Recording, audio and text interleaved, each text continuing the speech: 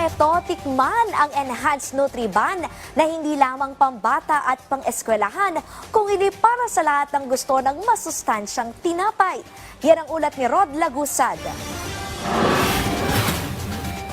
Pagkain nagbibigay ng sapat na nutrisyon ang patuloy na hatid ng Enhanced Nutriban para sa mga estudyante. Kasama ito sa feeding program ng Department of Education na may formulation na binuo ng Food and Nutrition Research Institute ng Department of Science and Technology. Patuloy na bukas ang kagawaran para sa sinumang nais na magpalisensya bilang manufacturer para mas lumakas pa ang programa at mas marami pang maabot na kabataan.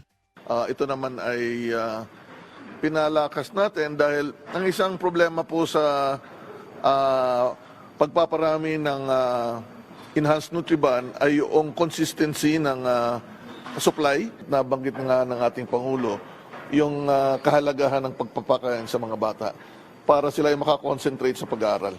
Anya, ang sinumang interesado sa naturang formulation ay maaaring makipag-ugnayan sa FNRI. Samantala, una na nagpakita ng interes sa Enhanced Nutriban ng pribadong kumpanyang San Miguel Foods para sa paggawa ng premix nito. Ito ay isa sa mga solusyon para ma-address natin yung problema sa malnutrition and stunting.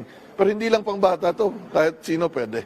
Isa naman ang Good Baker dito sa lungsod ng Baguio na nagsusupply ng mga Nutriban sa mga paaralan sa Cordillera Administrative Region at kalapit na mga lalawigan. Anila umaabot sa 50,000 hanggang 60,000 na piraso ng Nutriban ang kanilang nagagawa sa isang araw, lalo na kapag may klase. Naglalaman ng Enhanced Nutriban ng calories na sapat para sa isang meal, na malaking tulong din sa isinasagawang feeding program ng Department of Social Welfare and Development at iba pang mga LGU. Other than feeding program po, I think with some disasters that has already been through dito po sa Cordillera, it's also a very good product that can easily reach